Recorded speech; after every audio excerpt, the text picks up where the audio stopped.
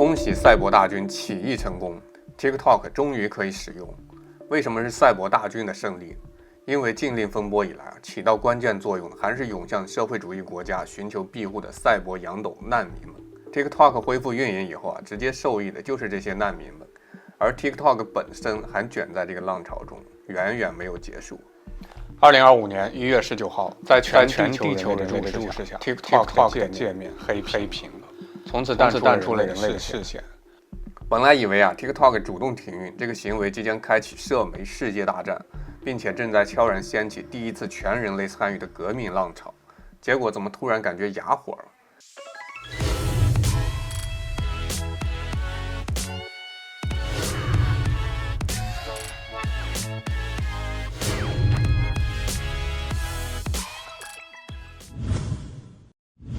大家好，欢迎来到老友记，我是大钊。都知道现在咱们身处信息时代，而今天咱们聊一聊一个足以影响全人类的话题——世界大战、社媒世界大战，或者叫信息世界大战。你们看这波操作是不是把一个篮子人全给看懵了呀？原本看似高深的操作，怎么一下感觉成了面子工程？这不是再明显不过的事儿吗？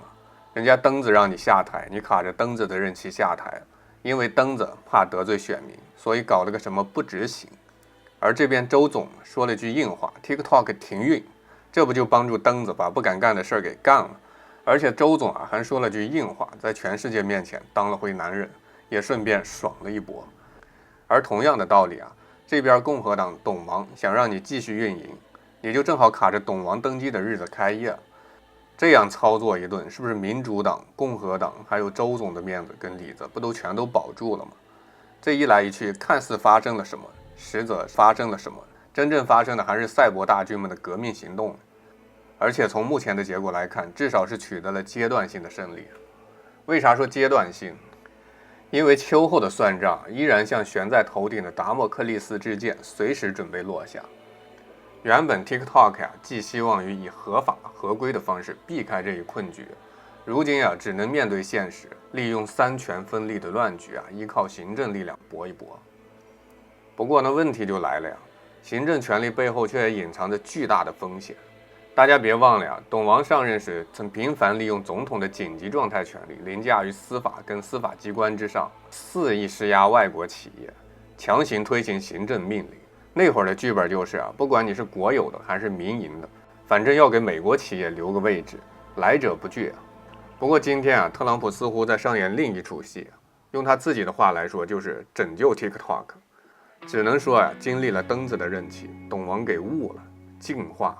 以前的董王君临天下的时候都是我的都是我的，而现在的董王竟然扬言要用自己的权力来拯救 TikTok。他还自信满满的说我要 save TikTok， 就像乾坤大挪移的话术把话术从打压变成了拯救。这话术这么一改多少人不得迷糊感慨董王再次伟大了。又有多少人会去细品所谓的拯救不就是董王初心不改，还在一门心思的执行早就拟定好的目标，占有 TikTok。 你们看董王要求美国政府或者指定的实体最终会持有 TikTok 50%的股份，这不明摆着让你交出 TikTok 吗？这就意味着无论如何被端上桌的 TikTok 都难逃美国公有制的存在。所以看似 TikTok 度过一劫，实则董王此举只是为了维护 TikTok 上的1.7亿网民而已。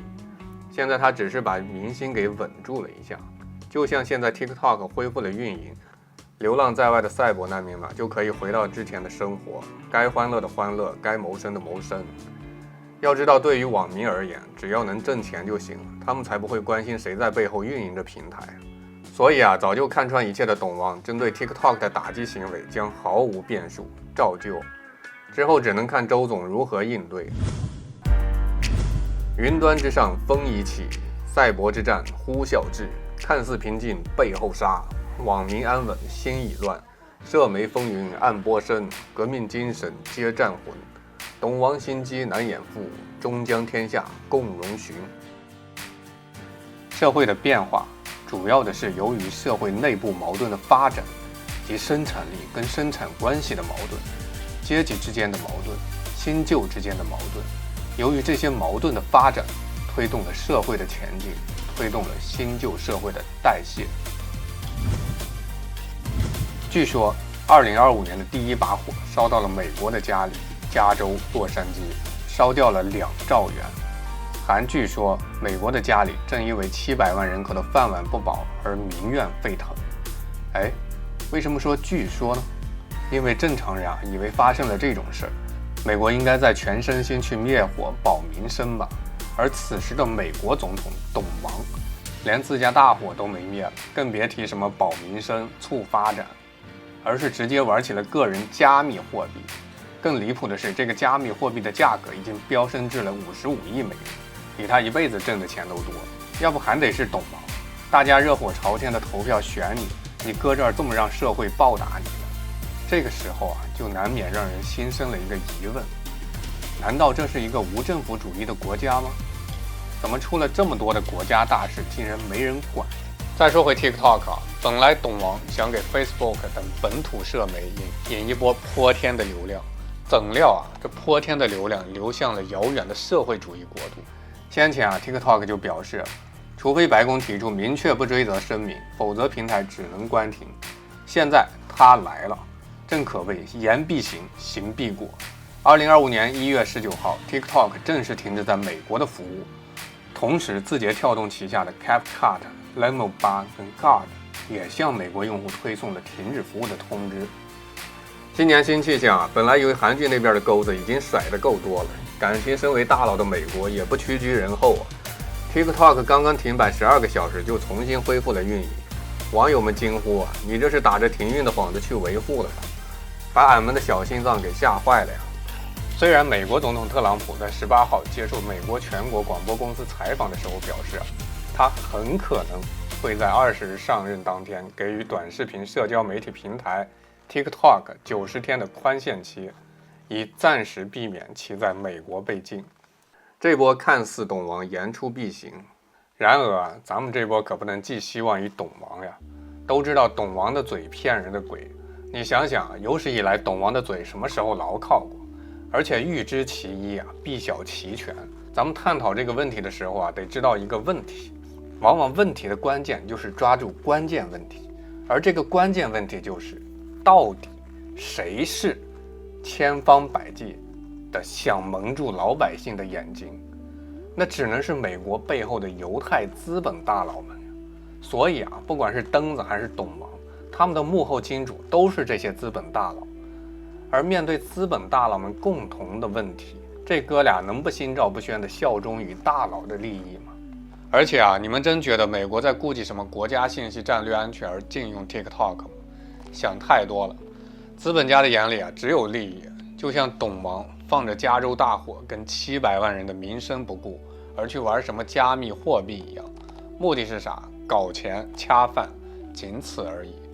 把这个逻辑引用到这里，就是美国本土相关领域的幕后大佬们看着 TikTok 的流量分外眼红，所以联合起来，董王一心想着瓜分 TikTok 的流量，从而顺便顾及一下什么信息战略安全而已。所以呢，咱们就看到了千事万事比不上咱家的私事儿。面对这么多国难家仇，董王压根就不关心，光顾着玩自己的加密货币。今天董王登基大典开启更是传出每分钟花费3.7万$，可谓风光无限呀。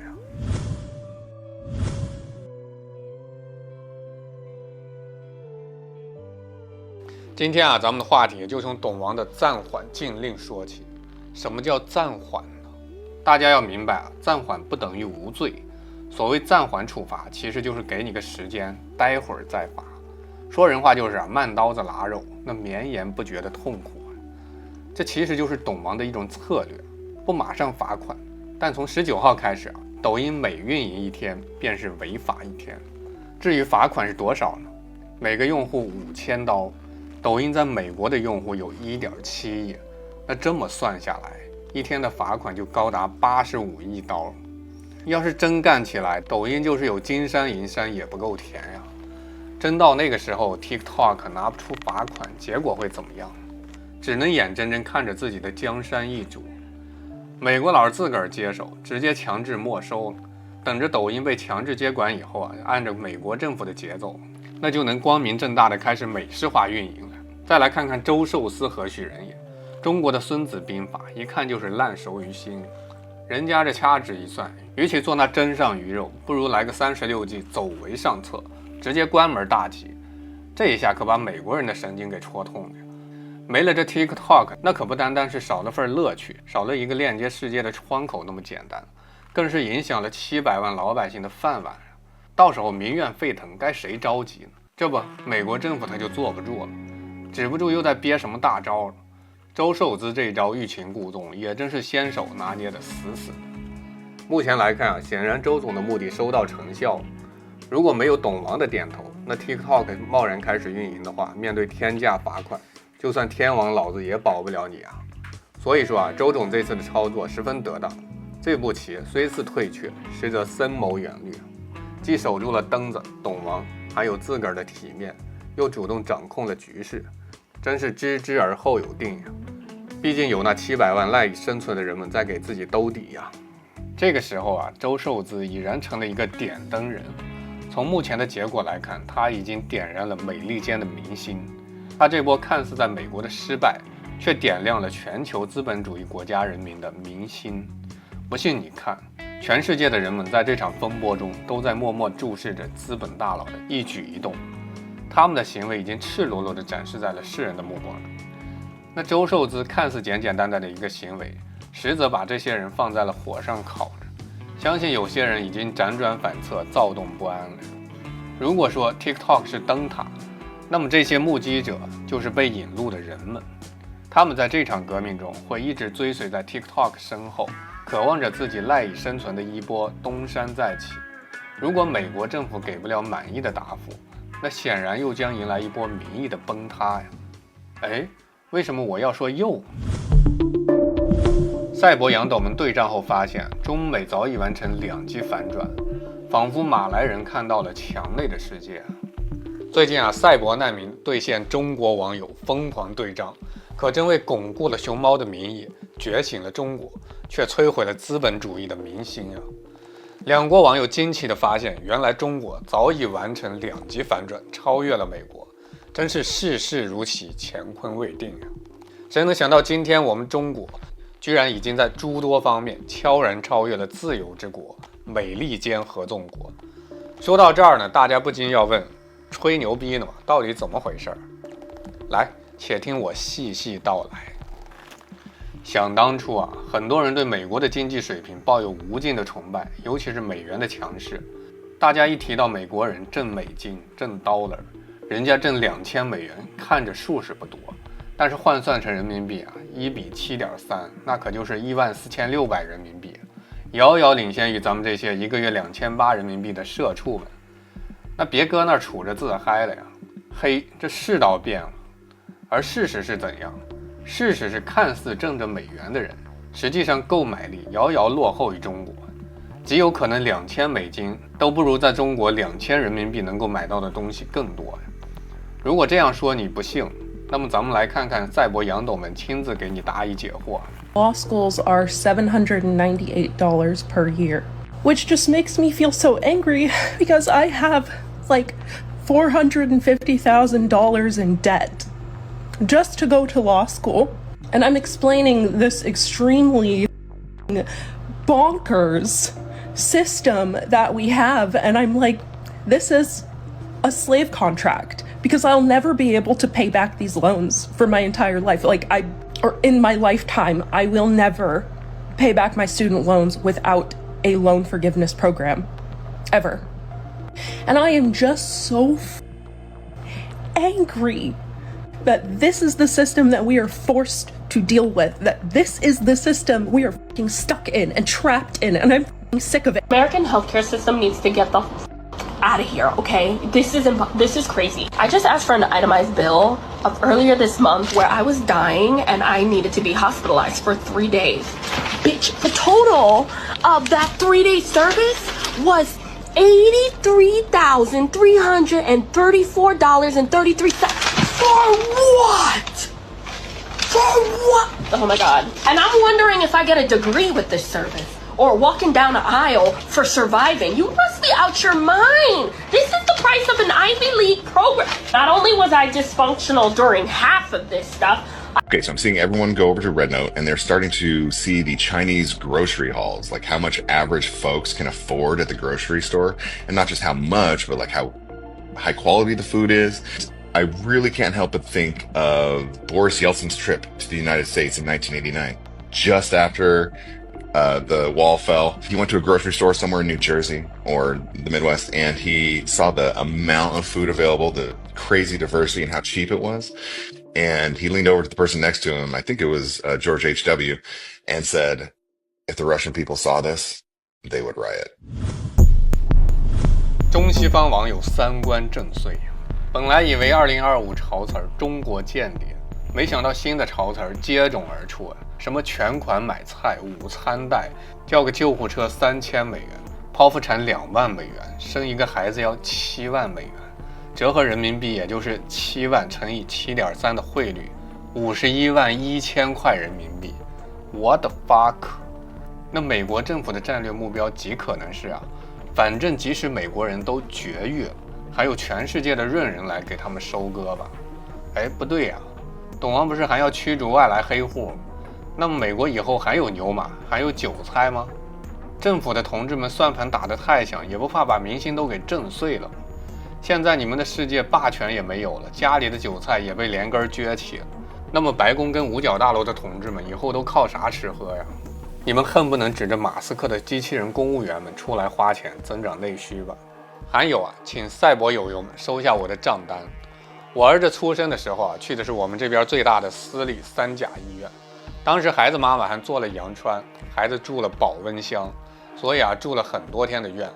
所以我儿子出生的时候消费已经算是比较贵的了，前后总共花了2万人民币，而2万除以7.3等于2739.72美元。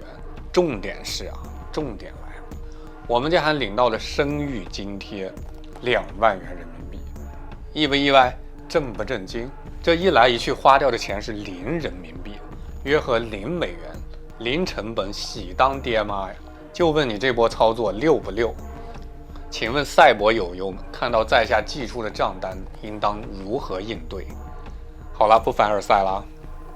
还有的赛博网友住在自家花了几百万买的房子里，却因为交不起5000美元的房地产税，直接被法院给封了。而来了中国，什么是房产税压根没有。那买了房还要交税吗？开玩笑呢。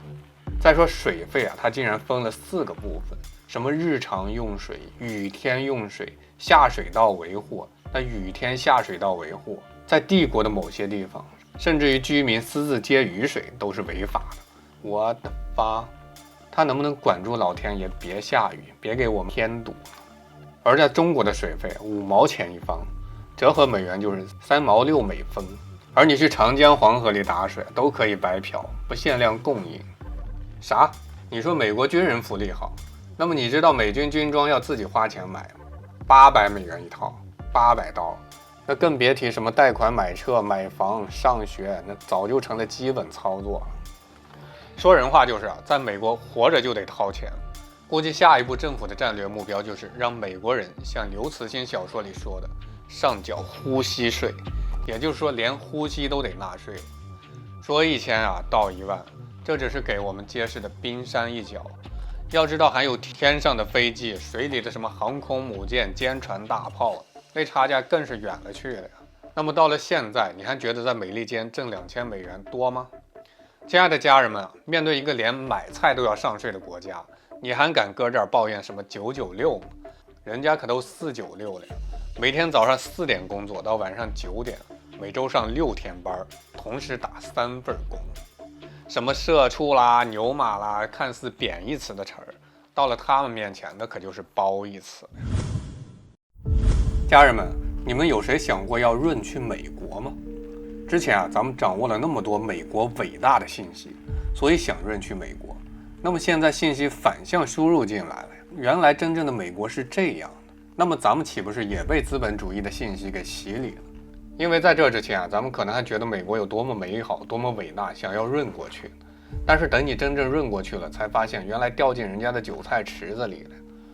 那么如果你曾经动过这个想法，通过这波洗礼，是不是也该冷静冷静？顺便感谢一把洋斗网民们带来的真相。现在那么多润到美国的润人，不知道过得如何，也不知道这波洋斗难民中有没有他们的身影。这波洋务运动让咱们看到了灯塔国照不到的底座上的阴暗。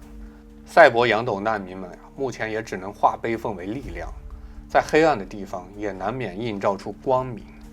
毕竟还有那神奇的早 C 晚 A 现象，也就是赛博网友们在白天刷 TikTok， 到了晚上刷中国的 APP， 是不是很神奇啊？咱们往好的想，是不是赛博网友们可以在白天挣美国的 dollar， 晚上挣中国的人民币 ？So crazy！ 人民币跟美元一起挣，那收入 double 翻倍，要财富自由的呀！看到这儿，身在社会主义的你是不是眼前一乐？别急啊，更大的瓜还在后头。你眼中的乐子极有可能正在掀起一波全球化革命浪潮。打倒一个中国间谍，扶起了千千万万的世界间谍。TikTok 主动停运，领衔开启社媒世界大战，正在掀起一次全人类的革命浪潮。有时候啊，国与国之间的人们总在纠结什么民族矛盾，但真正的矛盾其实是阶级矛盾。从这场 TikTok 风波来看，我们看到的是信息的力量远远比你想象的更加强大。今天的信息茧房可能让你我都觉得隔着玻璃，但是正是这场信息革命打破了茧房，打破了无限阅读的树，让两国人民线上对话。而且谁是这场革命的指挥官？不是特朗普，也不是拜登，而是防火墙跟梯子。他们引领了这场无声的革命，好像一把双刃剑，既能加强统治，也能削弱统治。信息技术一旦突破了原有的生产关系，它就会产生巨大的反作用力，谁也不能阻挡。你看，当年美苏争霸打的是冷战，今天的中美争斗打的是信息战。过去的热战翻转了军国主义，而今天的 TikTok 成为了信息时代的兵器，挑战的是世界金融资本的霸主地位。你可能觉得是中美之间的对抗，但仔细一想，它其实让我们看清了一个事实：今天的生产力跟生产关系不再是单一的国内的问题，而是全球性的无产阶级统一战线。如果这波 TikTok 退出了历史的舞台那么接下来的小红书跟其他的 APP 势必也难逃厄运，因为这将是一场革命的失败，因为这意味着美国政府已经不顾一切想要蒙蔽百姓的双眼。唯一的区别就在于，经历过这场世纪风波以后，他们还能不能再次启动无限阅读之术，再次蒙蔽老百姓的双眼。总结下来就是这波操作让赛博洋斗们彻底觉醒，他们见识到了在社会主义国家，政府是为人民服务的，国家属于人民，而在资本主义的制度下，他们永远不会有出路，除非他们摇身一变成了富人。他们开始反思，开始对比，开始质疑，为什么我们要为资本家买单？他们纷纷意识到这社会主义国家的政府是为人民服务的，而资本主义却始终是为富人服务的。就像刘皇叔说的，得民心者得天下，失民心者失天下。当美国的普通百姓们发现自己被彻底的抛弃时候，他们就会开始怀疑，开始反思，他们到底选择什么样的制度才能让自己的生活变得更加美好？美元的光辉是否照亮未来？那些为了生存而奔波的背影，终究走不到资本主义的天堂，却在贫困的深渊找不到希望的起点。房产税吞噬，贷款成负担，生育高价，医疗费漫天，这是不是你梦中的美国？人民的呼声早已沉默无声。感谢各位家人们跟大招一起在老友记燃烧青春的热血，点赞订阅不迷路，下期再见。